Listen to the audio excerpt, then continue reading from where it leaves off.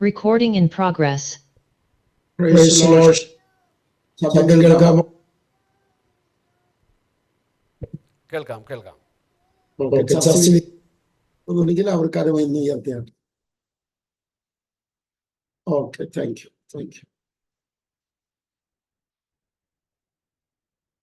ആഗതരായിരിക്കുന്ന ബഹുമാന്യരായ ഖത്തറിലുള്ള എല്ലാ ദൈവമക്കൾക്കും റിജോയ്സ് മീഡിയ വഴി ശബ്ദം ശ്രവിക്കുന്ന ബഹുമാന്യരായ ഏവർക്കും യേശു ക്രിസ്തുവിന്റെ നാമത്തിലുള്ള എൻ്റെ സ്നേഹവന്ദനം അറിയിക്കുകയാണ്. ദൈവവചന കേൾവി നമ്മുടെ ജീവിതത്തിന്റെ എല്ലാ ഭാഗത്തേക്കും ആവശ്യമാണെന്ന് ചിന്തിക്കുന്നവർ എത്ര പേരുണ്ട്? ആത്മീക ജീവിതത്തിലായാലും ഭൗതിക ജീവിതത്തിലായാലും സാമൂഹിക ജീവിതത്തിലായാലും സഭാജീവിതത്തിലായാലും എല്ലാ ഭാഗത്തേക്കും തിരുവെഴുത്തിന്റെ കേൾവി ആവശ്യമാണ്. അത് നമ്മുടെ ആരോഗ്യമാണ് എന്ന് ചിന്തിക്കുന്നവർ കൈകൾ ഉയർത്തി ദൈവത്തെ സ്തുതിച്ച് ആരാധിച്ച. നമുക്കറിയുന്ന ഒരു അധ്യായത്തിലേക്ക് ഇന്ന് ഞാൻ നിങ്ങളെ ക്ഷണിക്കുകയാണ്. ഈ മീറ്റിങ്ങിനെ എന്നെ ക്ഷണിച്ച കർത്താവദാസൻ സണ്ണി പാസ്റ്റർ, റിജോയ്സ് ചർച്ച്, ഇന്ന് പാടിയ പാസ്റ്റർ പ്രസാദ് ടീം, ഏവർക്കുമുള്ള സ്നേഹവന്ദനം പങ്കുവെച്ചുകൊണ്ട് യോഹന്നാന്റെ സുവിശേഷം 17-ാം അധ്യായത്തിലേക്ക് ഞാൻ നിങ്ങളെ ഇൻവൈറ്റ് ചെയ്യുകയാണ്. യോഹന്നാന്റെ സുവിശേഷം 17-ാം അധ്യായത്തിലേക്ക്. ഇന്ന് ചർച്ചിന്റെ മീറ്റിംഗ് ലീഡ് ചെയ്യുന്നത് പാസ്റ്റർ തോമസ് ആണ്. അദ്ദേഹത്തെ ഓർത്തും ഞാൻ ദൈവത്തെ സ്തുതിക്കുന്നു. അങ്ങനെയും ഒരു മാറ്റം ദൈവം വരുത്തിയതിൽ ഞാൻ ദൈവത്തെ വാഴ്ത്തുകയാണ്. ഇന്നും ചിലരുടെ ജീവിതത്തിൽ മാറ്റങ്ങൾ വരുത്തുന്ന ദൈവം കൂടി ഉണ്ട് എന്ന് ഉറപ്പുള്ളവർ എത്ര പേരുണ്ട്? ആമേൻ. നമുക്ക് ഒന്നിച്ച് തിരുവചനത്തിലേക്ക് പ്രവേശിക്കാം. 17-ാം അധ്യായം 1, 5, 24 ഈ 3 വാക്യങ്ങൾ നമുക്ക് ഒന്നിച്ച് വായിക്കാം. 1, 5, 24 വാക്യങ്ങൾ. യേശു സ്വർഗത്തേക്ക് നോക്കി പറഞ്ഞതെന്തെന്നാൽ, പിതാവേ, നാഴിക വന്നിരിക്കുന്നു. നിന്റെ പുത്രൻ നിന്നെ മഹത്വപ്പെടുത്തേണ്ടതിന് പുത്രനെ മഹത്വപ്പെടുത്തണമേ. ഇപ്പോൾ പിതാവേ, ലോകമുണ്ടാകും മുമ്പേ എനിക്ക് നിന്റെ അടുക്കൽ ഉണ്ടായിരുന്ന മഹത്വത്തിൽ എന്നെ നിന്റെ അടുക്കൽ മഹത്വപ്പെടുത്തണമേ. 24 പിതാവേ, നീ ലോകസ്ഥാപനത്തിന് മുമ്പേ എന്നെ സ്നേഹിച്ചിരിക്കൊണ്ട് എനിക്ക് നൽകിയ മഹത്വം നീ എനിക്ക് തന്നിട്ടുള്ളവർ കാണേണ്ടതിന് ഞാൻ ഇരിക്കുന്ന ഇടത്ത് അവർ എന്നോടുകൂടെ ഇരിക്കണമെന്ന് ഞാൻ ഇച്ഛിക്കുന്നു. 2 പ്രത്യേക പ്രയോഗങ്ങൾ ഈ പ്രാർത്ഥനയിൽ യേശു ഉച്ചരിക്കുന്നുണ്ട്. കർത്തൃപ്രാർത്ഥന എന്ന് നാം പൊതുവെ അറിയുന്നത് മത്തായി 6-ാം അധ്യായമാണ്. അത് ശിഷ്യന്മാരെ പഠിപ്പിച്ച പ്രാർത്ഥനയാണ്. അത് കർത്തൃപ്രാർത്ഥനയല്ല. കർത്തൃപ്രാർത്ഥന എന്നത് മത്തായി 6 അല്ല എന്ന കാര്യം എല്ലാവരും അറിഞ്ഞിരിക്കണം. അത് ശിഷ്യന്മാരെ പ്രാർത്ഥന പഠിപ്പിച്ചതാണ്. എങ്ങനെയാണ് പ്രാർത്ഥിക്കേണ്ടത് എന്ന് പഠിപ്പിച്ചതാണ്. എന്നാൽ യോഹന്നാൻ 17 കർത്താവിന്റെ പ്രാർത്ഥനയാണ്. അത് പഠിപ്പിച്ച പ്രാർത്ഥനയല്ല, പിതാവിനോട് പുത്രൻ പ്രാർത്ഥിച്ച പ്രാർത്ഥനയാണ്. ഈ പ്രാർത്ഥനയിലുള്ള ഒരു വാക്കിനോട് ബന്ധപ്പെട്ട 2 പ്രയോഗങ്ങൾ നിങ്ങൾ ശ്രദ്ധിച്ചു കാണും എന്ന് ഞാൻ വിചാരിക്കുന്നു. ആ 2 പ്രയോഗങ്ങളിൽ കൂടെ ഇന്ന് ദൈവത്തിന് നമ്മോട് എന്ത് സംസാരിക്കാനുണ്ട് ആ ഭാഗം നമുക്കൊന്ന് കാണും. അതിൻ്റെ 5-ാം വാക്യം ഒന്ന് നിർത്തി വായിക്കണം. അത് കഴിഞ്ഞിട്ട് ഞാനൊരു വാക്ക് പറഞ്ഞ ശേഷം അതിൻ്റെ 24-ാം വാക്യവും വായിക്കണം. ഇപ്പോൾ പിതാവേ, ലോകമുണ്ടാകും മുമ്പേ എനിക്ക് നിന്റെ അടുക്കൽ ഉണ്ടായിരുന്ന മഹത്വത്തിൽ നിന്റെ അടുക്കൽ ഉണ്ടായിരുന്ന മഹത്വം, നിന്റെ അടുക്കൽ ഉണ്ടായിരുന്ന മഹത്വം. അടുക്കൽ മഹത്വപ്പെടുത്തണം. പ്രിയ പൂർവ നിത്യതയിൽ യേശു ക്രിസ്തുവിന് ഉണ്ടായിരുന്ന മഹത്വം. ആ വാക്ക് നിങ്ങൾ വായിച്ചു എന്ന് ഞാൻ വിചാരിക്കുന്നു. ഒന്നുകൂടെ പറയാം. പ്രീ എറ്റേണിറ്റി, പൂർവ്വ നിത്യതയിൽ അഥവാ ലോകമുണ്ടാകും മുമ്പ്, പ്രപഞ്ചത്തെ നിർമ്മിക്കുന്നതിന് മുൻപ്, സമയം ആരംഭിക്കുന്നതിന് മുൻപ്, ചരിത്രം ആരംഭിക്കുന്നതിന് മുൻപ്, സൃഷ്ടി ആരംഭിക്കുന്നതിന് മുൻപ് പിതാവിന്റെ അടുക്കൽ ഉണ്ടായിരുന്ന മഹത്വം. അക്കാര്യം നിങ്ങൾ ശരിക്കും മനസ്സിലാക്കണം. പൂർവ നിത്യതയിലെ ക്രിസ്തുവിന്റെ മഹത്വം വളരെ ചിന്താർഹമായൊരു ഭാഗമാണ്. പൂർവ നിത്യതയിലെ ക്രിസ്തുവിന്റെ മഹത്വം അതേ വലിപ്പത്തിൽ, ആ മഹത്വത്തിൽ ക്രിസ്തുവിനെ കാണാൻ കഴിയുന്ന ഒരു ഗ്രൂപ്പേ ലോകത്തിലുള്ളൂ. അവർ രക്ഷിക്കപ്പെട്ട് സ്നാനപ്പെട്ട് പരിശുദ്ധാത്മാവിനെ ഉള്ളിൽ പ്രാപിച്ച് വിശുദ്ധിക്ക് വേണ്ടി ദൈവസന്നിധി നിൽക്കുന്ന ആ ഗ്രൂപ്പ് അതേ മഹത്വത്തിൽ ഇനി വരും നിത്യതയിൽ നമ്മുടെ കർത്താവിനെ കാണും. ആ കാണുമെന്ന് ഉറപ്പുള്ളവരെല്ലാം കൈയടിച്ചോ കരമുയർത്തിയോ ശക്തമായി ദൈവത്തെ സ്തുതിച്ച് ആരാധിച്ചാട്ട് ഞങ്ങൾ ഒന്നിച്ച് യേശുവിനെ കാണും. ഇവിടെ എഴുതിയിരിക്കുന്ന മൂലഭാഷ വായിച്ചാൽ ആ വാക്ക് വളരെ വ്യത്യാസമാണ്. നിന്റെ അടുക്കൽ ഉണ്ടായിരുന്ന മഹത്വം എന്നതിനേക്കാൾ നിന്നോടൊപ്പം ഉണ്ടായിരുന്ന മഹത്വം എന്നതാണ്. നിന്റെ അടുക്കൽ ഉണ്ടായിരുന്ന മഹത്വം എന്നതിനേക്കാൾ നിന്നോട് ഒപ്പം ഉണ്ടായിരുന്ന മഹത്വം എന്നാണ്. അത് കേൾക്കുമ്പോൾ എത്ര പേര് ചിന്തിക്കുന്നുണ്ട്? പിതാവിനോടൊപ്പം ഉണ്ടായിരുന്ന മഹത്വം, ആ മഹത്വത്തിൽ അതേ നിലയിൽ യേശുവിനെ കാണാൻ എനിക്കിടയാകും എന്നതിൽ ആനന്ദമുള്ളവർ എത്ര പേരുണ്ട്? ആ ഉറപ്പുള്ളവരൊന്ന് കൈ ഉയർത്തി ദൈവത്തെ സ്തുതിച്ച് ആരാധിക്കാൻ പറ്റുമോ? അമേരിക്ക കാണാൻ കൊതിയുള്ളവരുണ്ട്, ഖത്തർ കാണാൻ കൊതിയുള്ളവരുണ്ട്, സ്വിറ്റ്സർലൻഡ് നല്ല ബ്യൂട്ടി രാജ്യമാണ്, കാണാൻ കൊതിയുള്ളവരുണ്ട്. ബുർജ് ഖലീഫ് ഒന്ന് കണ്ടാ കൊല്ലാം എന്ന് വളരെ ആഗ്രഹിച്ച് ഇരിക്കുന്നവരുണ്ട്. ഇന്നുള്ളതിൽ ഉയർന്ന കെട്ടിടം, അതിനേക്കാൾ ഉയർന്ന കെട്ടിടങ്ങൾ പണിയുന്നുണ്ട്, ഇല്ലെന്നല്ല. ഇന്നുള്ളതിൽ പണി തീർന്നതിൽ അതാണ്. അത് കാണാൻ ആഗ്രഹിക്കുന്നവരുണ്ട്. എന്നാൽ നമ്മുടെ ആഗ്രഹം അതല്ല. പൂർവ നിത്യതയിൽ പിതാവിനോടൊപ്പം ഉണ്ടായിരുന്ന മഹത്വം എനിക്കൊന്ന് കാണണം എന്നാഗ്രഹമുള്ളവരെല്ലാം ഒന്നിച്ച് ദൈവത്തെ സ്തുതിച്ചൊന്ന് ആരാധിച്ചിട്ട്, പൂർവ നിത്യതയിൽ പിതാവിനോടൊപ്പം ഉണ്ടായിരുന്ന മഹത്വം കർത്താവെ എനിക്കൊന്ന് കാണണം ആഗ്രഹമുള്ളവരെല്ലാം ദൈവത്തെ സ്തുതിച്ചൊന്ന് ആരാധിച്ചിട്ട്, ആ മഹത്വത്തിൽ ക്രിസ്തുവിനെ കാണാൻ താല്പര്യമുള്ളവർ എത്ര പേരുണ്ട്? അതേ മഹത്വത്തിൽ എന്റെ അരുമനാഥൻ എനിക്കൊന്ന് കാണണം സന്തോഷമുള്ളവരെല്ലാം കൈയൊന്ന് അടിച്ച് കരമുയർത്തിയോ ദൈവത്തെ സ്തുതിച്ച് ആരാധിച്ച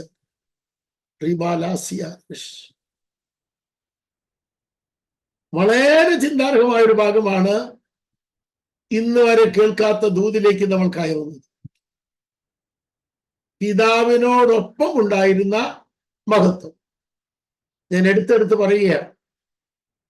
ഇത് പറയുമ്പോൾ നമ്മെ ഏറ്റവും അധികം ചിന്തിപ്പിക്കേണ്ടതാണ് ഫിലിപ്പിയ ലേഖനം 2-ാം അധ്യായം. ഒന്ന് വായിച്ച് ഫിലിപ്പിയ ലേഖനം 2-ാം അധ്യായം അതിന്റെ 6-ാം വാക്യത്തിലേക്ക് വരാം.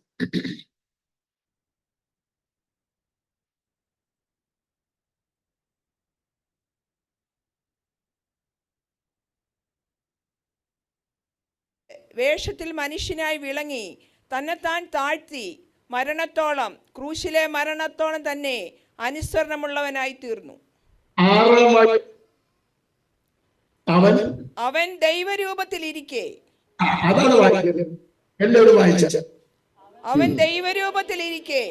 ദൈവത്തോടുള്ള സമത്വം മുറുകെ പിടിച്ചുകൊള്ളണമെന്ന് വിചാരിക്കാതെ ദാസരൂപമെടുത്തു. മതി, ആ വാക്ക് ഒന്നുകൂടെ ഞാൻ വായിപ്പിക്കുകയാണ്. 6-ാം വാക്യം മാത്രം കാണിച്ചാൽ. ദൈവരൂപത്തിലിരിക്കെ ദൈവരൂപത്തിൽ മോർഫി ഓഫ് ഗോഡ്. ഗ്രീക്കിൽ ഇവിടെയാണ് മോർഫി ഓഫ് തെയോ, മോർഫി തെയോസ് എന്ന വാക്ക് നമ്മളിവിടെ കാണുന്നത്. ദൈവരൂപത്തിൽ ഇരിക്കെ, ദൈവത്തിന്റെ സമത്വത്തിൽ ഇരിക്കെ. ആ വാക്ക് നിങ്ങളെല്ലാവരും ശ്രദ്ധിച്ചു എന്ന് ഞാൻ കരുതുന്നു. എനിക്ക് ഏറ്റവും ചിന്താർഹമായ ഒരു വാക്യാണ്. ദൈവത്തിനോടൊപ്പം ഉണ്ടായിരുന്ന മഹത്വത്തിൽ അവൻ ഇരിക്കവേ. മോർഫീത്തയോ, ദൈവത്തിനോടൊപ്പം ഉണ്ടായിരുന്ന മഹത്വത്തിൽ ഇരിക്കവേ യേശു ഒരു തീരുമാനമെടുത്തു. അത് മുഴുവൻ ഉപേക്ഷിച്ച് എനിക്ക് വേണ്ടി ഭൂമിയിൽ ഇറങ്ങി വരാൻ എന്റെ യേശു തീരുമാനിച്ചു. ഒരു നല്ല അമ്മയൻ പറയാൻ സന്തോഷമുള്ളവർ എത്ര പേര് ഇവിടെ ഇരിക്കുന്നു? ഒന്നുകൂടെ ഉറക്കെ പറയുകയാണ്, ദൈവത്തോട് ഒപ്പം ഉണ്ടായിരുന്ന ആ മഹത്വം അത് സമ്പൂർണമായി ഉപേക്ഷിച്ച് എന്നെ രക്ഷിക്കാനായി, എന്നെ വീണ്ടെടുക്കാനായി, പാപിയായി എനിക്ക് വേണ്ടി അതിനെ മാറ്റി നിർത്താൻ യേശു തയ്യാറായത് ഓർക്കാൻ എത്ര പേര് ആഗ്രഹിക്കുന്നുണ്ട്? നമ്മുടെ കർത്താവിനെ നേടാൻ വേണ്ടി നമ്മുടെ ഭൂമിയിലെ ചില മഹത്വങ്ങൾ മാറ്റിവെക്കേണ്ടി വന്നാൽ അതിന് തയ്യാറുള്ളവർ എത്ര പേരുണ്ട്? ആമേൻ, ആമേൻ. നമ്മുടെ പ്രൗഢി, നമ്മുടെ ഗാംഭീര്യം, നമ്മുടെ മഹത്വം, നമ്മുടെ പദവി ദൈവത്തിന് വേണ്ടി മാറ്റിവെക്കാൻ യേശു ചെയ്തതുപോലെ തയ്യാറാകാൻ പറ്റുമോ? യേശു ചെയ്തത് മനുഷ്യർക്ക് വേണ്ടി അത് മാറ്റിവെച്ചതാണ്. ദൈവരാജ്യ വികസനത്തിന് വേണ്ടി യേശുവിനെ പോലെ താണുവരാൻ, വിനയപ്പെടാൻ, മഹത്വം മാറ്റിവെക്കാൻ സന്തോഷമുള്ളവർ ആ കൈയൊന്ന് ഉയർത്തി ഒരു കണ്ടേലി അവർക്ക് പറഞ്ഞാൽ. അങ്ങനെ അനേക ഭക്തകേസരികൾ ലോകത്തിന്റെ മുക്തിക്ക് വേണ്ടി, ദൈവരാജ്യ വികസനത്തിന് വേണ്ടി തങ്ങൾക്ക് ലഭിച്ച മഹത്വം മാറ്റിവെച്ചതാണ് നമ്മളൊക്കെ ഇവിടെ ഇരിക്കുന്നത് എന്നറിയുന്നവർ എത്ര പേരുണ്ട്? എങ്കിൽ നമ്മുടെ ഉള്ളിൽ എന്തുപേര് വരണം? പൂർവ നിത്യതയിൽ പിതാവിനോടൊപ്പം ഉണ്ടായിരുന്ന മഹത്വം സമ്പൂർണമായി മാറ്റിവെക്കാൻ എനിക്ക് വേണ്ടി യേശു തയ്യാറായെങ്കിൽ യേശുവിന് വേണ്ടി എന്റെ പൗരോഹിത്യ പ്രൗഢി, എന്റെ ആഡംബര പ്രൗഢി, എന്റെ ചിന്തകളുടെ പ്രൗഢി മാറ്റിവെക്കാൻ ഞാൻ തയ്യാറാണ്. ആ ചിന്തയുള്ളവരെല്ലാം കൈയൊന്ന് ഉയർത്തിപ്പിടിച്ചുകൊണ്ട് ഒരു വാക്ക് ദൈവത്തോട് പറയാമോ? ദൈവമേ, പലപ്പോഴും വിനയപ്പെടാൻ എനിക്ക് കഴിയാറില്ല. ഉയർന്ന മഹത്വം ലഭിച്ച അതിൽ തന്നെ ഇരിക്കാൻ മാത്രം എന്റെ ഹൃദയം എന്നെ അനുവദിക്കുന്നു, എന്നെ നിർബന്ധിക്കുന്നു. അവിടെ ദൈവത്തിന്റെ ഇഷ്ടം നിറവേറാതെ പോകുന്നു എന്നറിയുന്നവർ എത്ര പേരുടെ ഇരിക്കും? ദൈവത്തിന്റെ ഇഷ്ടം അവിടെ നിറവേറാതെ പോകുകയാണ്. എന്നാൽ ഇന്ന് എത്ര പേർക്ക് ആഗ്രഹമുണ്ട് ദൈവത്തിന്റെ പെർഫെക്റ്റ് വിനി, സമ്പൂർണ്ണ ഇഷ്ടം നിറവേറുന്നവന് എന്നിൽ നിന്ന് ചിലത് മാറ്റിവെക്കേണ്ടതുണ്ട് എന്നറിയുന്നവർ കരമുയർത്തിയോ കരമടിച്ചോ ഒന്നിച്ച് ദൈവത്തെ സ്തുതിച്ചത് പറയും, ദൈവമേ, ഞങ്ങളിൽ നിന്ന് മാറ്റിവെക്കേണ്ടത് മാറ്റിവെക്കാൻ. 12 PhD എടുത്ത ഫോക്സ് വില്യം ഓൾബ്രൈറ്റ് സമുദ്ര അതായത് പുരാവസ്തു ഗവേഷക പിതാവാണ്. പുരാവസ്തു ഗവേഷക പിതാവാണ് 12 PhD എടുത്ത ഫോക്സ് വില്യം ഓൾബ്രൈറ്റ്. തന്റെ പദവി ചെറുതല്ല, ലോകം മുഴുവൻ വായിച്ചറിയുന്ന മനുഷ്യനാണ് അദ്ദേഹം. എന്നാൽ നിരീശ്വരവാദിയായിരുന്ന അദ്ദേഹം യേശുവിനെ കണ്ടെത്തിയപ്പോൾ പദവിയേക്കാൾ പ്രൗഢിയേക്കാൾ വലുത് യേശുവിന്റെ മഹത്വമാണെന്ന് കണ്ടു.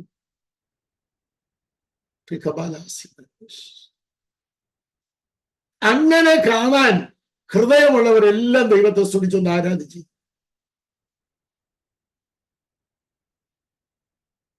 ഒന്നിച്ച് നമ്മുടെ കൈയൊന്ന് ഉയർത്തി ഒരു വാക്ക് പറയാൻ പറ്റുമോ? ദൈവമേ, ഞങ്ങളുടെ കാഴ്ചപ്പാടൊന്ന് മാറ്റണം. ദൈവത്തോടൊപ്പമുണ്ടായിരുന്ന മഹത്വം മാറ്റിവെച്ച് മനുഷ്യവേഷം സ്വീകരിപ്പാൻ, ഏറ്റവും താഴ്ച സ്വീകരിപ്പാൻ എന്റെ ദൈവത്തിന്റെ പുത്രനെ, എന്റെ രക്ഷിതാവിനെ, എന്റെ ചരിത്രത്തിന്റെ രാജാവിനെ, ലോകത്തെ മുഴുവൻ ഭരിക്കേണ്ട രാജാവിനെ, ചക്രവർത്തിക്ക് കഴിഞ്ഞെങ്കിൽ അവന്റെ ദാസനായ എനിക്ക് അതുപോലെ കഴിയാൻ, എന്നിൽ നിന്ന് വെട്ടിമാറ്റേണ്ടതെല്ലാം വെട്ടിമാറ്റാൻ എന്റെ ഹൃദയം അനുവദിക്കുന്നു എന്നുള്ളവരെല്ലാം ദൈവത്തെ സ്തുതിച്ച് ആരാധിച്ചു.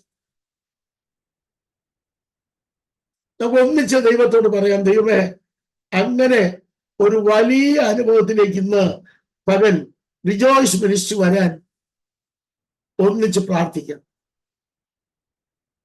തന്നെത്താൻ താഴ്ത്തുന്നവനെ ദൈവം ഉയർത്തും എന്ന് പറഞ്ഞ വാക്ക് ഓർക്കുന്നവർക്കായി സ്തോത്രം. കളയേണ്ടത് കളഞ്ഞാൽ ചിന്തിക്കുന്നതിനേക്കാൾ അധികം വലുപ്പത്തിൽ ഈ ആരാധന ഉയരും എന്നുറപ്പുള്ളവർ എത്ര പേരുണ്ട്? കളയേണ്ടത് കളഞ്ഞാൽ ചിന്തിക്കുന്നതിനേക്കാൾ വലുപ്പത്തിൽ എന്റെ ജീവിതം ഉയരും, ആരാധന ഉയരും, എന്റെ കുഞ്ഞുങ്ങൾക്ക് മാറ്റം വരും, എന്റെ കുടുംബത്തിന് മാറ്റം വരും, എന്റെ പൊസിഷന് മാറ്റം വരും, എന്റെ ചിന്തകൾക്ക് മാറ്റം വരും, എന്റെ ശരീരത്തിന് മാറ്റം വരും. ഉറപ്പുള്ളവരെല്ലാം ദൈവത്തെ സ്തുതിച്ച് ആരാധിച്ചു.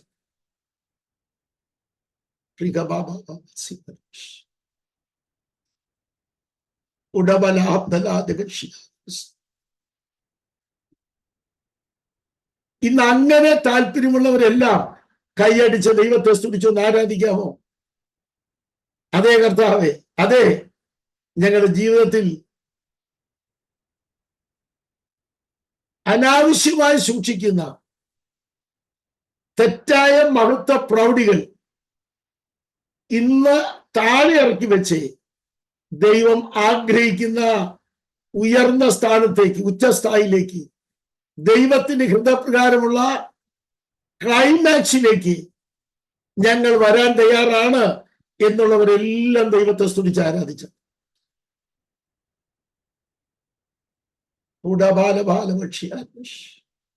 ശബ്ദ ക്രൗണ്ടൽ അപകട അപകട അപകട റംബൽ ക്രൗണ്ടൽ അപകട അപകട റംബൽ പ്രൈഡേറ്റ് ലോറി ബീഷ്. ദൈവം അത് ചെയ്യാൻ പോകുകയാണ് എന്ന് റിജോയ്സ് ചർച്ചിൽ നിന്നുകൊണ്ട് ഞാൻ ഉറക്കെ പറയുകയാണ്.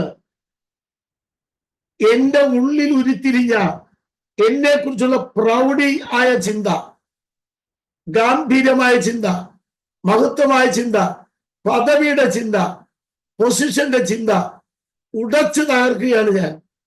എന്റെ ദൈവത്തിന് ഇഷ്ടപ്രകാരമുള്ള ഉയർന്ന തലത്തിലേക്ക് ഞാൻ ഇന്ന് കയറുകയാണ്.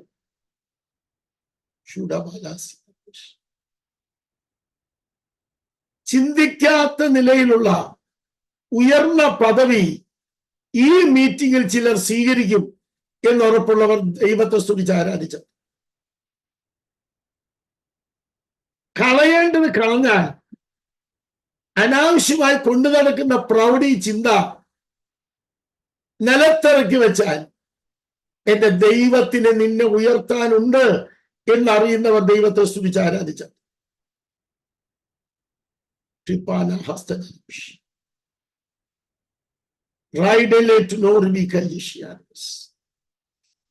ഇവിടെ നമുക്ക് ഒന്നുകൂടെ ഉയർന്നു ചിന്തിക്കണം. ഇനി 5-ാം വാക്യത്തിലേക്ക് വരാം. 5-ാം വാക്യത്തിലേക്ക്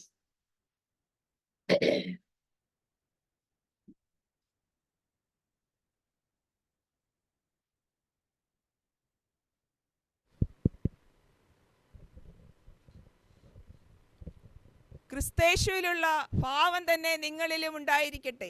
ഫിലിപ്പിയ ലേഖനം ഒരു വാക്യം യോഹന്നാന്റെ 17-ാം അധ്യായം. ഇപ്പോൾ പിതാവേ, ആ, ലോകമുണ്ടാകും മുമ്പേ എനിക്ക് ആ. നിന്റെ അടുക്കൽ ഉണ്ടായിരുന്ന മഹത്വത്തിൽ എന്നെ നിന്നോടുണ്ടായിരുന്ന മഹത്വത്തിൽ എന്നെ നിന്റെ അടുക്കൽ മഹത്വപ്പെടുത്തേണമേ. ഒരു സ്തോത്രം പറയാൻ സന്തോഷമുണ്ട്. നിന്റെ അടുക്കൽ ഉണ്ടായിരുന്ന മഹത്വത്തിൽ, നിന്നോടൊപ്പം ഉണ്ടായിരുന്ന മഹത്വത്തിൽ. ആ വാക്യം എല്ലാവരും ശ്രദ്ധിച്ചു വായിക്കുക. പിതാവേ, ലോകമുണ്ടാകും മുമ്പേ എനിക്ക് നിന്റെ അടുക്കൽ ഉണ്ടായിരുന്ന മഹത്വത്തിൽ നിന്നോടൊപ്പം ഉണ്ടായിരുന്ന മഹത്വത്തിൽ എന്നെ നിന്റെ അടുക്കൽ മഹത്വപ്പെടുത്തണമേ. ആമേൻ. എന്നെ നിന്റെ അടുക്കൽ മഹത്വപ്പെടുത്തണമേ. ഭൂമിയിൽ വെച്ചാണ് ഈ പ്രാർത്ഥന യേശു പ്രാർത്ഥിക്കുന്നത്. ശരീരത്തിലിരിക്കുമ്പോഴാണ് ഈ പ്രാർത്ഥന യേശു പ്രാർത്ഥിക്കുന്നത്. ഇനി ആ വാക്യം നിങ്ങൾ നന്നായി ശ്രദ്ധിക്കണം എന്ന് ഞാൻ ഓർപ്പിക്കുന്നു. ഞാൻ വായിക്കുന്നു. ഇപ്പോൾ പിതാവേ, ലോകം ഉണ്ടാകും മുമ്പ് എനിക്ക് നിന്നോടൊപ്പം ഉണ്ടായിരുന്ന മഹത്വത്തിൽ എന്നെ നിന്റെ അടുക്കൽ മഹത്വപ്പെടുത്തണമേ. ഒരാമയെ ഞാനിവിടെ പറയുകയാണ്.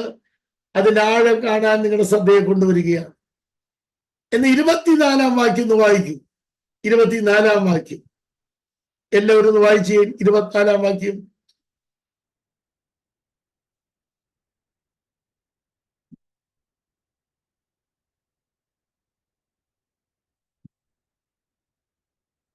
അവര് എന്നോടുകൂടെ ഇരിക്കണമെന്ന് ഞാൻ ഇച്ഛിക്കുന്നു. 24-ാം വാക്യം.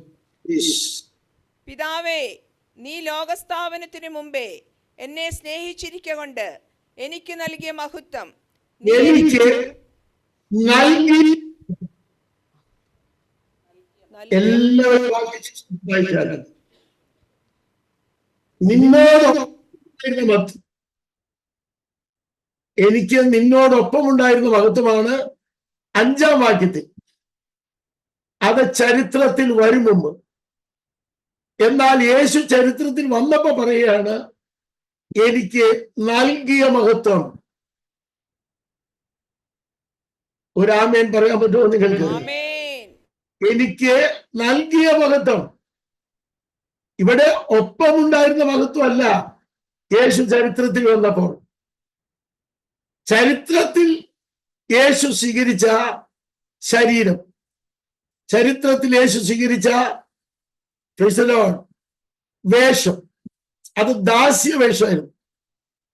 ആ വേഷത്തിൽ ഒപ്പമുണ്ടായിരുന്ന മഹത്വം കൊണ്ടു നടക്കാൻ പറ്റില്ല. പറയുന്ന കാര്യം നന്നായി ശ്രദ്ധിച്ചാലേ ഇതിനകത്ത് ദൂതുകൾ നിങ്ങൾക്ക് വെളിപ്പെടുകയുള്ളൂ. യേശുവിനെ സൃഷ്ടിക്കപ്പെടുന്നതിന് മുമ്പുള്ള, പ്രപഞ്ചം സൃഷ്ടിക്കപ്പെടുന്നതിന് മുമ്പുള്ള പിതാവിനോടൊപ്പം ഉണ്ടായിരുന്ന മഹത്വം യേശു ക്രിസ്തു ശരീരം സ്വീകരിക്കുമ്പോൾ കൊണ്ടു നടക്കാൻ പറ്റില്ല. സ്തോത്രം. അവിടെ പിതാവ് മഹത്വം നൽകി എന്ന് എഴുതിയിരിക്കുന്നത്. രണ്ട് അനുഭവങ്ങളാണ് യേശുവിന്റെ ജീവിതത്തിൽ മഹത്വം എന്ന വിഷയത്തിൽ നിങ്ങൾ മനസ്സിലാക്കി എന്ന് ഞാൻ കരുതുന്നു. ഒന്ന്, പിതാവിനോടൊപ്പം ഉണ്ടായിരുന്ന മഹത്വം. രണ്ട്, ചരിത്രത്തിൽ വരാൻ നൽകിയ മഹത്വം. ഈ രണ്ട് അനുഭവങ്ങൾ നമുക്കുമുണ്ട് എന്നറിയുന്നവർ എത്ര പേരുണ്ട്? ഇപ്പോൾ ഈ ജഡത്തിൽ വസിക്കുമ്പോൾ ദൈവം നമുക്ക് തരുന്ന മഹത്വം, തേജസ്, ഗാംഭീര്യം, പ്രതാപം, പ്രൗഢി, അത് ഇതിനകത്ത് ഇരിക്കുമ്പോൾ വഹിക്കാൻ കഴിയുന്നത് മാത്രമേ ഉള്ളൂ. പക്ഷേ ഇവിടം വിട്ട് ഈ ശരീരത്തിന് മാറ്റം വന്ന് 8 വിധം മാറ്റമുള്ള ശരീരം സ്വീകരിച്ച് നമ്മൾ ഉയരത്തിൽ ചെല്ലുമ്പോൾ നമ്മുടെ മഹത്വം പിതാവിനോടൊപ്പം ഇരിക്കുന്ന യേശുവിന്റെ മഹത്വത്തോടൊപ്പമായി തീരുകയാണ്. ഒരു നല്ല ഹല്ലേലൂയ പറയാൻ പറ്റുമോ? ഉയർച്ച താഴ്ചകളുണ്ട്, ഇല്ലെന്ന് ഞാൻ പറഞ്ഞില്ല. ആ വലുപ്പത്തിൽ കാണാൻ കഴിയുന്നവരെല്ലാം ദൈവത്തെ സ്തുതിച്ച് ആരാധിച്ചു. ആ വലിയ മഹത്വത്തിൽ ഞാൻ വന്നു ചേരേണ്ടതുണ്ട് എന്ന് ആഗ്രഹിക്കുന്നവർ എത്ര പേരുണ്ട്? അപ്പൊ നമ്മളിവിടെ ഇരിക്കുന്ന ഈ ഇരിപ്പിലല്ല, ഇതിന്റെ മാറ്റം വരാൻ പോവുകയാണ്. ഇനി അതിന്റെ ആഴം കാണാൻ ചില പദങ്ങൾ മാത്രം ഞാൻ പറയാം. വലിയ വിശദീകരണങ്ങൾ ആവശ്യമുള്ള ഒരു ഭാഗമാണ് നമ്മളിപ്പോൾ പഠിച്ചുകൊണ്ടിരിക്കുന്നത്. നമ്മൾ കാബോത്ത് എന്ന വാക്കാണ് പൊതുവായി മഹത്വം എന്നതിന് കാണുന്നത്. എന്നാൽ അത് മാത്രമല്ല, ഹദാർ മറ്റൊരു പദമാണ് അറിഞ്ഞിരിക്കുക. ഗാവോൺ മറ്റൊരു പദമാണ് എന്നറിഞ്ഞിരിക്കുക. തോഹാർ എന്ന മറ്റൊരു പദമാണ്. ഇത്രയും വിശദീകരണത്തിലേക്ക് പോകാൻ പറ്റില്ലല്ലോ എന്നൊരു സങ്കടം മാത്രമേ എനിക്കുള്ളൂ. ഇതെല്ലാം കൂടെ ചേർന്ന് ഒന്നിച്ചു പഠിക്കുമ്പോൾ നമുക്ക് എന്തൊക്കെ ലഭിക്കേണ്ടതുണ്ട് എന്ന ഒരു വാക്ക് ഞാനിപ്പോ പറയാം, ശ്രദ്ധിക്കൂ. അപൂർവത നമുക്ക് ലഭിക്കേണ്ടതുണ്ട്. സ്വർഗത്തിൽ വസിക്കേണ്ട സൗന്ദര്യം ഈ മഹത്വത്തിൽ ലഭിക്കേണ്ടതുണ്ട്. സ്വർഗത്തിൽ വസിക്കേണ്ടതിനുള്ള അലങ്കാരം നമുക്ക് ലഭിക്കേണ്ടതുണ്ട്. വിശാല മഹത്വം നമുക്ക് ലഭിക്കേണ്ടതുണ്ട്. ആ വാക്കുകളുടെ ഒക്കെ അർത്ഥത്തിലാണ് ഞാൻ പറയുന്നത്. അതിനനുസരിച്ചുള്ള സമൃദ്ധി നമുക്ക് ലഭിക്കേണ്ടതുണ്ട്. അതിനനുസരിച്ചുള്ള തെളിച്ചം നമുക്ക് ലഭിക്കേണ്ടതുണ്ട്. അതിനനുസരിച്ചുള്ള ബഹുമാനം ലഭിക്കേണ്ടതുണ്ട്. അതിനനുസരിച്ചുള്ള അന്തസ് ലഭിക്കേണ്ടതുണ്ട്. അതിനനുസരിച്ചുള്ള തേജസ് ലഭിക്കേണ്ടതുണ്ട്. മറ്റൊരർത്ഥമാണ് മഹത്തായ ധാർമ്മിക ഗുണങ്ങൾ ലഭിക്കേണ്ടതുണ്ട്. പിതാവിന്റെ ഒപ്പം ഇനി സ്വർഗത്തിൽ പുത്രനിരിക്കുമ്പോൾ, പുത്രന്റെ കൂടെ ഇരിക്കുന്ന സമയത്ത് നമുക്ക് ലഭിക്കേണ്ട മഹത്വത്തിലേക്ക് കണ്ണൊന്നുയർത്താൻ എത്ര പേര് ആഗ്രഹിക്കുന്നുണ്ട്? നമ്മുടെ ക്ലാസ് പഠിച്ചുകൊണ്ടിരിക്കുമ്പോൾ തന്നെ ചിന്തിക്കാം. ഇവിടെ ഇന്നലെ ഞാൻ അടൂർ IPC-യിലായിരുന്നു 4 ദിവസം മീറ്റിംഗ്. പത്തനംതിട്ട ജില്ലയിൽ നടന്ന കാര്യം കേട്ടു. ഉച്ചയ്ക്ക് ഒരാള് പുറത്തേക്ക് ഇറങ്ങി, സൺസ്പോട്ട് നിമിത്തം, സൂര്യകളങ്ക നിമിത്തം അദ്ദേഹം വീണു. ആ വീണ ആള് മരിച്ചുപോയി. ചൂടിന്റെ ആധിക്യ നിമിത്തം അദ്ദേഹം മരിച്ചുപോയി. അതുപോലെ തന്നെ വേറൊരാളും ആ ജില്ലയിൽ മരിച്ചുപോയി. അവരൊന്ന് ഇറങ്ങിയതേ ഉള്ളൂ, മരിച്ചുപോയി. ഇപ്പോൾ നമുക്കുള്ള ഗ്ലോറി, ഇപ്പോൾ നമുക്കുള്ള സ്പ്ലെൻഡർ, ഇപ്പോൾ നമുക്കുള്ള ബ്രൈറ്റ്നസ് ഈ ശരീരത്തിൽ വസിക്കുമ്പോൾ ഉള്ളതാണ്. ഇതിന് ദൈർഘ്യം ഏറെയുണ്ട് എന്ന് പറയാൻ പറ്റില്ല. ഹല്ലേലൂയ. എന്നാൽ ഇത് വിട്ടാൽ നമുക്ക് ലഭിക്കേണ്ടതിലേക്ക് നമ്മുടെ കണ്ണ് ഉയരാൻ ആഗ്രഹിക്കുന്നവരെല്ലാം ഒന്നിച്ച് സ്തോത്രം ചെയ്ത് ആരാധിച്ചു.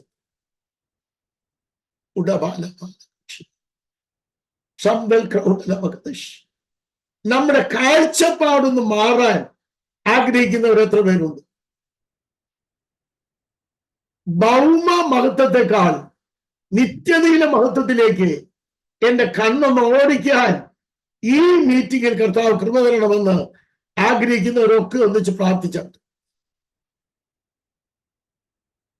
പ്രപഞ്ചത്തിൽ നമ്മൾ ഇരിക്കുമ്പോഴുള്ള മഹത്വത്തെക്കാൾ നിത്യതയിൽ ഇരിക്കുമ്പോൾ ഒരു നിത്യ ജീവിതം ക്രിസ്തുവിനോടുകൂടെ, നിത്യജീവിതം പിതാവിനോടുകൂടെ, നിത്യജീവിത പരിശുദ്ധാത്മാവിനോടുകൂടെ ഒരു മഹത്വം ലഭിക്കാൻ പോകുന്നുണ്ട്.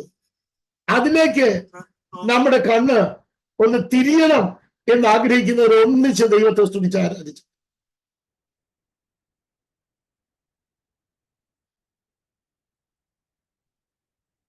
നമ്മുടെ ചിന്ത ഇപ്പോൾ മാറണം എന്നുകൂടെ ഞാൻ ഉറക്കെ പറയുകയാണ്.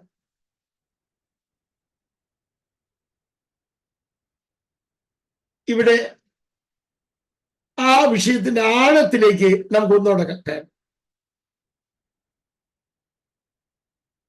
നിർത്തി പറയുന്നത് നിങ്ങളുടെ ശ്രദ്ധ ഇത് ഭൗമ ലോകത്തിൽ മാത്രമല്ല നിത്യലോകത്തിലേക്കും കൂടെ തിരിച്ചുവിടേണ്ടതുള്ളതുകൊണ്ട് കുറഞ്ഞ സമയം കൊണ്ട് കൂടുതൽ ചിന്ത കയറുകയാണ്. എബ്രായ വാക്കനുസരിച്ച്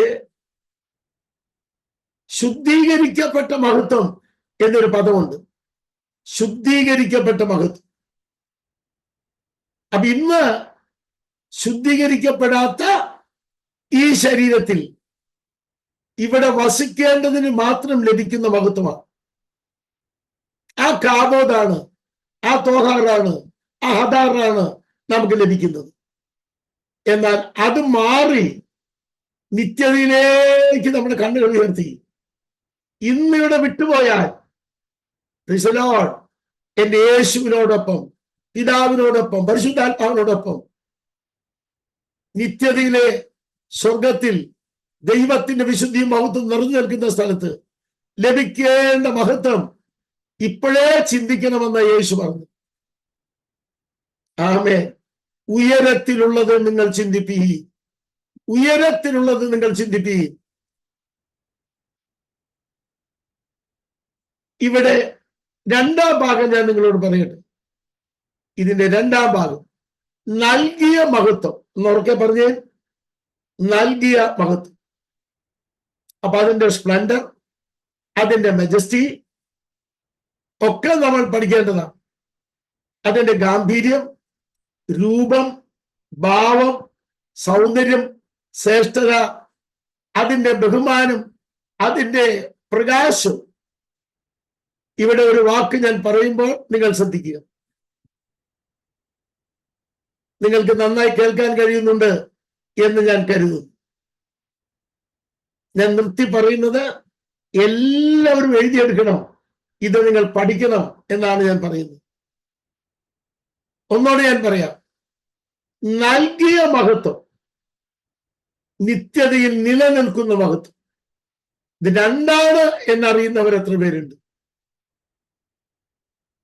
നൽകിയ മഹത്വം, നിത്യതയിൽ നിലനിൽക്കുന്ന മഹത്വം. ഭൂമിയിൽ വസിക്കുമ്പോൾ നമ്മൾ ശ്രദ്ധിക്കേണ്ടത് നൽകുന്ന, ഭൂമിയിൽ താമസിക്കാൻ പറ്റിയ മഹത്വം, ഭൂമിയിൽ താമസിക്കാൻ പറ്റുന്ന ദൈവം നൽകുന്ന മഹത്വം. അതിനകത്ത് ഗാംഭീര്യമുണ്ട്, ഗാംഭീര്യമായ രൂപവും ഭാവവും ഉണ്ട്, അതിന്റെ സൗന്ദര്യമുണ്ട്, അതിന്റെ ശ്രേഷ്ഠതയുണ്ട്. വീണ്ടും വീണ്ടും പറയുക, അതിന്റെ ബഹുമാനമുണ്ട്. Splendour, majesty, vigour, excellency, beauty, ഇതെല്ലാം ഇവിടേക്ക് വേണ്ടിയത് ദൈവം നൽകുന്നതാണ്. ഇന്നത്തെ ആരാധനയിൽ അങ്ങനെയൊരു മഹത്വം പ്രാപിക്കാൻ ആഗ്രഹിക്കുന്നവർ എത്ര പേരുണ്ട്? ഭൂമിയിൽ ജീവിക്കുമ്പോൾ നമുക്ക് ദൈവത്തിൽ നിന്ന് ലഭിക്കേണ്ട മഹത്വം അത് നൽകുന്ന, ഇവിടേക്ക് വേണ്ടി നൽകുന്ന മഹത്വമാണ്. അത് പ്രാപിക്കാൻ എത്ര പേര് ആഗ്രഹിക്കുന്നുണ്ട്? ഭൂമിയിൽ ജീവിക്കാൻ വേണ്ടി ദൈവം നമുക്ക് നൽകുന്ന മഹത്വം, നൽകുന്ന മഹത്വം അത് ഇവിടേക്ക് വേണ്ടി മാത്രമാണ്. അത് താൽക്കാലികമാണ്, അത് നിത്യമല്ല. അത് ഇവിടേക്ക് വേണ്ടി ദൈവം തരുന്ന, അത് അതിന്റെ വലുപ്പത്തിൽ ലഭിക്കാൻ റിജോയ്സ് ചർച്ചിൽ എത്ര പേര് ആഗ്രഹിക്കുന്നുണ്ട്? നമ്മുടെ കൈകൾ ഉയർത്തണം എന്ന് ഞാൻ പറയാതെ തന്നെ റിജോയ്സ് ചർച്ചിലെ ആളുകൾ, വ്യക്തികൾ, വിശ്വാസികൾ, ഭക്തന്മാർ, ഭക്തകേസരികൾ പറയാതെ ഉയർത്തിയാണ് ദൈവത്തോട് പ്രാർത്ഥിക്കുന്നത്. ഒട്ടും ഞാൻ നിർബന്ധിക്കാതെ തന്നെ നിങ്ങൾ ഉയർത്തി പ്രാർത്ഥിക്കുന്നത് കൊണ്ട് ഞാൻ ഉറക്കെ പറയട്ടെ, ഞാൻ പലവട്ടം കണ്ടല്ലോ ഈ ചർച്ചയെ ദൂതിനോട് സഹകരിക്കുന്ന വിധം. അത് അതുപോലെ തന്നെ നിങ്ങൾ സ്വീകരിച്ചാട്ട്. കർത്താവേ, ഈ ഭൂമിയിൽ ഞങ്ങൾ ആയിരിക്കുമ്പോൾ അങ്ങ് നൽകുന്ന മഹത്വം ഞങ്ങൾക്ക് ജീവിക്കേണ്ടതിന് വേണ്ടിയാണ്, ആത്മിക സൗന്ദര്യം വരുത്തേണ്ടതിന് വേണ്ടിയാണ്, ആത്മിക ബഹുമാനം വരുത്തേണ്ടതിന് വേണ്ടിയാണ്, ആത്മിക ഗാംഭീര്യം വരുത്തേണ്ടതിന് വേണ്ടിയാണ്. അത് ഉറപ്പുള്ളവരെല്ലാം ദൈവത്തെ സ്തുതിച്ചാണ്. ആത്മിക ശ്രേഷ്ഠത വരുത്തേണ്ടതിന് വേണ്ടിയാണ്. ആത്മിക മഹത്വം വരുത്തേണ്ടതിന് വേണ്ടിയാണ്. ആത്മിക പ്രകാശം വരുത്തേണ്ടതിന് വേണ്ടിയാണ്. ഇന്ന് പകൽ അത് ലഭിക്കണം എന്ന് ആഗ്രഹിക്കുന്നവരെല്ലാം കൈയടിച്ച് ദൈവത്തെ സ്തുതിച്ച് ആരാധിച്ചു.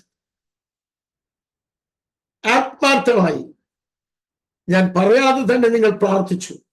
നമുക്ക് ഒന്നിച്ച് കരമടിച്ച് ദൈവത്തോട് പറയാം, അങ്ങ് നൽകുന്ന മഹത്വം, അങ്ങ് നൽകുന്ന പ്രകാശം അതിന്റെ ഉച്ചസ്ഥായിലേക്ക്, ക്ലൈമാക്സിലേക്ക് ഈ ചർച്ചിലെ ആരാധന ദൈവം കൊണ്ടുവരണം എന്നാഗ്രഹിക്കുന്നവർ ഒന്നിച്ച് ദൈവത്തെ സ്തുതിച്ച.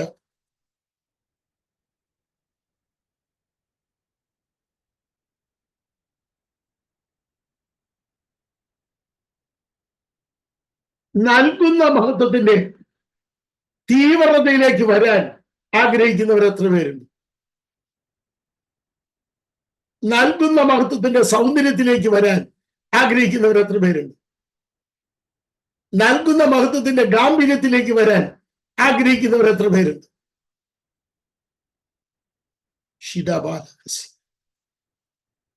ഇനി അതിന്റെ രണ്ടാം ഭാഗം, നമ്മൾ നിത്യതയിൽ പ്രവേശിക്കുമ്പോൾ അവിടെ ലഭിക്കുന്ന നൽകുന്ന മഹത്വം, അത് യേശുവിനെ എന്നേക്കുമായിട്ടുള്ളതാണ്. അവനോടൊപ്പം നമുക്കും നിത്യതയിൽ സ്വീകരിക്കേണ്ടത് ലഭിക്കണമെന്ന് ആഗ്രഹിക്കുന്നവർ എഴുതിക്കൊണ്ട് ദൈവത്തെ സ്തുതിച്ചു പറ, ദൈവമേ, ഭൂമിയിൽ ഞങ്ങൾ ആയിരിക്കുമ്പോൾ ഞങ്ങൾക്ക് ലഭിക്കേണ്ടത്, നിത്യതയിലായിരിക്കുമ്പോൾ ഞങ്ങൾക്ക് ലഭിക്കേണ്ടത്, ഇത് രണ്ടും രണ്ടവസ്ഥയാണ്, രണ്ട് വലിയ അനുഭവങ്ങളാണ്. ഈ രണ്ടും സ്വീകരിക്കാൻ ആഗ്രഹിക്കുന്നവർ ഒന്നിച്ച് ദൈവത്തെ സ്തോത്രം ചെയ്ത് ആരാധിച്ചു. ഈ ചരിത്രത്തിൽ ഇവിടെ വെച്ച് നൽകുന്ന മഹത്വം, അതിന്റെ വ്യാഖ്യാനങ്ങളിലേക്ക് ഞാൻ ഇപ്പൊ കിടക്കുന്നില്ല, 2-3 വട്ടം ഞാൻ പറഞ്ഞല്ലോ. എന്നാൽ നിത്യതയിൽ നമ്മൾ സ്വീകരിക്കുന്നത് ഈ വലുപ്പത്തിലല്ല. ഒരു ഹല്ലേലൂയ പറയാൻ ആഗ്രഹമുള്ളവർ എത്ര പേരുണ്ട്? ഒരു ചെറിയ ഉദാഹരണം തിരുവഴുത്തിൽ നിന്ന് മാത്രം പറയാം. 1000 ആണ്ട് ഇവിടെ വാഴുന്നവരാരാ? 1000 ആണ്ട് ക്രിസ്തുവിനോടൊപ്പം വാഴുന്നവരാരാണ്? നമ്മളാ. ഒരു ഹല്ലേലൂയ പറയാൻ നമുക്കല്ലേ? 1000 ആണ്ട് വാഴുന്ന ഉറപ്പില്ലെങ്കിൽ ഇന്ന് തന്നെ ഉറപ്പാക്കണം കേട്ടോ. രക്ഷിക്കപ്പെട്ടിരിക്കണേ, ശാനപ്പെട്ടിരിക്കണേ, പരിശുദ്ധാത്മാവിനെ പ്രാപിക്കണേ. അശുദ്ധി കയറിയിട്ടുണ്ടെങ്കിൽ വിശുദ്ധിയിലേക്ക് ചരിത്രത്തെ മാറ്റിവിടണേ, തീരുമാനങ്ങൾ മാറ്റിവിടണം. അങ്ങനെയെങ്കിൽ ഇപ്പോൾ നമ്മുടെ സ്ഥിതി അല്ല 1000 ആണ്ടിൽ. സൂക്ഷ്മമായി പഠിച്ചാൽ 8 സൂര്യപ്രകാശം അന്നത്തെ മൂപ്പന്മാരുടെ ഭരണത്തിന് അവർക്ക് ലഭിക്കുന്ന എഴുതിയിരിക്കുക. 8 സൂര്യപ്രകാശം അന്നത്തെ മൂപ്പന്മാരുടെ ഭരണത്തിൽ അവർക്ക് ലഭിക്കുന്ന എഴുതിയിരിക്കുന്നു. അങ്ങനെയാണെങ്കിൽ നമുക്കൊക്കെ ലഭിക്കുന്ന എന്തായിരിക്കും? ഇത് ഇസ്രായേൽ മൂപ്പന്മാരുടെ കാര്യം പറഞ്ഞേ. ഇസ്രായേൽ മൂപ്പന്മാർക്ക് 8 സൂര്യപ്രകാശം ലഭിക്കും അത്രേ. അങ്ങനെയെങ്കിൽ നമ്മളോ നക്ഷത്രങ്ങളെ പോലെ ശോഭിക്കും എന്നറിയുന്നവർ കൈയൊന്ന് ഉയർത്തി ഒരു ഹല്ലേലൂയ പറയാൻ പറ്റുമോ?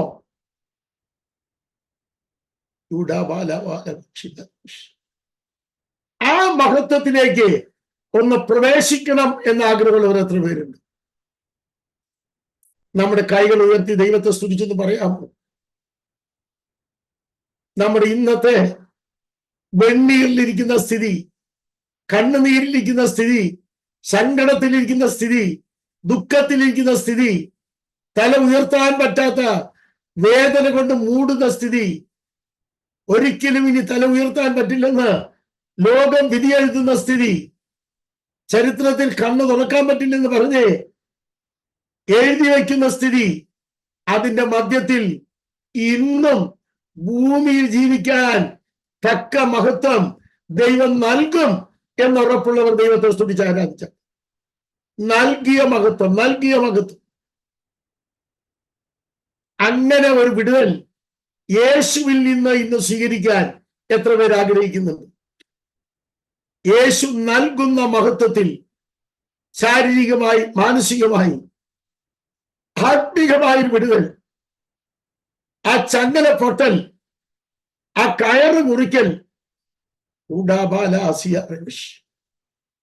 ഇന്നത് നടക്കുമെന്ന് വിശ്വാസമുള്ളവരെല്ലാം ശക്തമായി ദൈവത്തെ സ്തുതിച്ച് ആരാധിച്ച, ഒന്നിച്ച് ദൈവത്തെ സ്തുതിച്ച് ആരാധിച്ച ശന്തൽ ക്രൗണ്ടൽ അപകട തുജണ്ടൽ പ്രൗഢവാനക. ഈ സഭായോഗത്തിൽ യേശുവിടെ മധ്യത്തിൽ വന്നിട്ടുണ്ട് എന്ന് വിശ്വസിക്കുന്നവരെല്ലാം ദൈവത്തെ സ്തുതിച്ചാൽ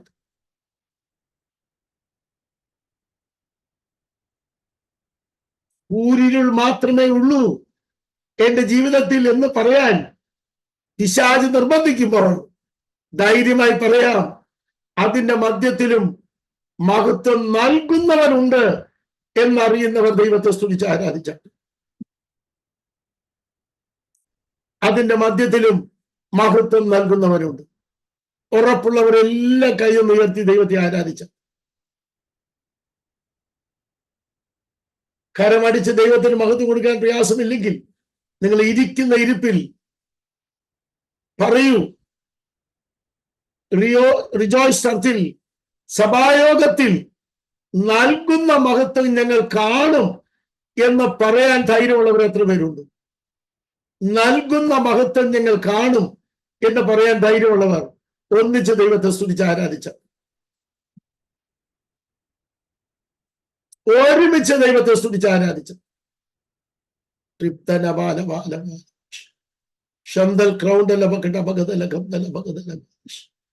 നൽകുന്ന മഹത്വം കാണുമെന്ന് ഉറപ്പുള്ളവർ, അതിന് ഗാംഭീര്യം കാണുമെന്ന് ഉറപ്പുള്ളവർ, അതിന്റെ നല്ല ബഹുമാനം കാണുമെന്ന് ഉറപ്പുള്ളവർ, അതിന്റെ വെളിച്ചം കാണുമെന്ന് ഉറപ്പുള്ളവർ ഈ ആരാധനയെ സ്വീകരിപ്പാൻ എന്റെ യേശു കൈനീട്ടുകയാണ്.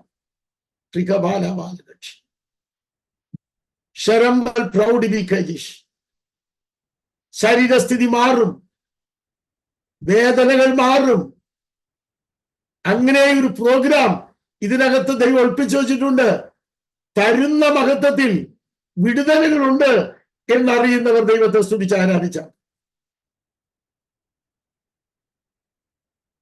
തരുന്ന മഹത്വത്തിൽ വിടുതലുകളുണ്ട് എന്നുറപ്പുള്ളവരെല്ലാം കൈ ഉയർത്തി ദൈവത്തെ സ്തുതിച്ച് ആരാധിച്ച,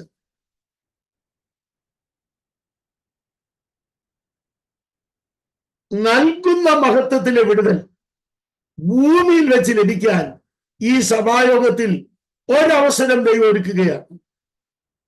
ആ വിടുതൽ വേണ്ടത് എനിക്കാണ് എന്നുള്ളവർ മാത്രം കൈകൾ ഉയർത്തി പ്രാർത്ഥിച്ചു. ആ വിടുതൽ എനിക്കാണ് വേണ്ടത്, എന്റെ കുടുംബത്തിനാണ് വേണ്ടത്, എന്റെ ചരിത്രത്തിലാണ് ഇന്ന് കർത്താവേ അത് ഞങ്ങൾക്ക് വേണ്ടത്. ജുഡംബൽ ക്രൗണ്ടല്ല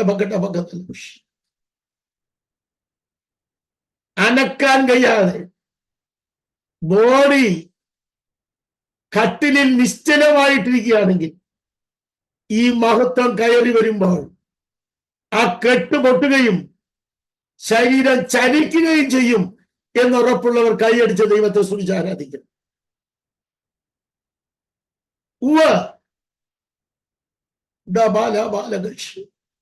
രോഗബന്ധനങ്ങളിൽ കുടുങ്ങിയിരിക്കുന്നതിന്റെ ജീവിതം ഈ മഹത്വം കയറി വരുമ്പോൾ ആ ബന്ധനങ്ങൾ അഴിയും എന്നുറപ്പുള്ളവരെല്ലാം ദൈവത്തെ സ്തുതിച്ച് ആരാധിച്ച,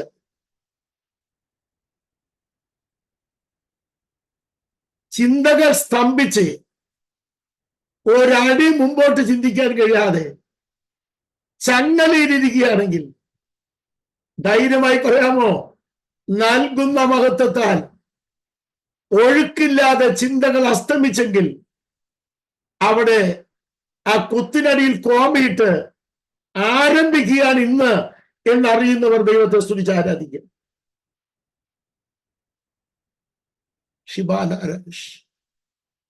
എന്റെ ദൈവം അയക്കുന്ന വിടുതൽ സ്വീകരിപ്പാൻ കൈയൊന്ന് ഉയർത്തിയാട്ടെ. എനിക്ക് തന്ന സമയം ആയിക്കഴിഞ്ഞു. 5:15 മുതൽ 6:15 വരെയാണ് അനുവദിക്കപ്പെട്ട സമയം. ഇനി കവർന്നെടുക്കുന്നത് ശരിയല്ലല്ലോ. ഇനി അടുത്ത പ്രോഗ്രാമിന് ഞാൻ കയറുകയാണ്. ഡൽഹി ബൈബിൾ സെമിനാരിയുടെ തിയോളജിക്കൽ സ്റ്റഡിക്കായിട്ട് നിങ്ങളുടെ എല്ലാവരുടെയും പ്രാർത്ഥന ക്ഷണിക്കുന്നു.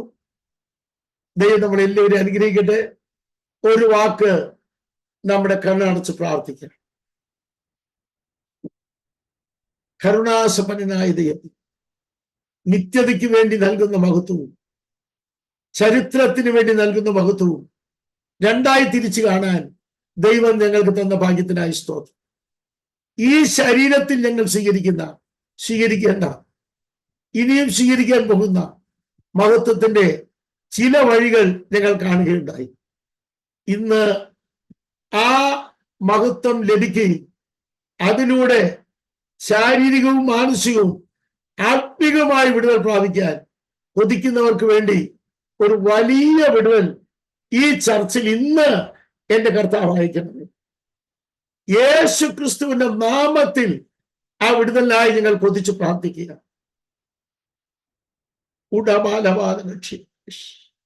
ഇന്ന് തലമുറകൾക്ക് ലഭിക്കേണ്ട, ഇന്ന് കുടുംബത്തിന് ലഭിക്കേണ്ട, ഇന്ന് ഓഫീസിൽ ലഭിക്കേണ്ട, ഇന്ന് എഡ്യൂക്കേഷനിൽ ലഭിക്കേണ്ട വിടുതലുകൾക്ക് വേണ്ടി ഞങ്ങൾ പ്രാർത്ഥിക്കുകയാണ്. സ്വർഗം അത് നൽകുന്നതിനാൽ സ്തോത്രം. മാനസിക വികാസമില്ലാതെ ഇടുക്കത്തിൽ കൊണ്ടിരുന്ന പിശാചിന്റെ തന്ത്രത്തെ പൊട്ടിച്ച് ഈ പ്രകാശത്താൽ, ഈ മഹത്വത്താൽ ഈ ചർച്ചിനകത്ത് ചില ജീവിതങ്ങൾ ഇന്ന് സ്വതന്ത്രരാകുവാൻ ദൈവം കൃപ ചെയ്യണമേ. ദൈവം സ്വർഗം അതിൽ പ്രവർത്തിച്ചിരിക്കാൻ സ്തോത്രം. യേശുവിന്റെ നാമത്തിൽ തന്നെ.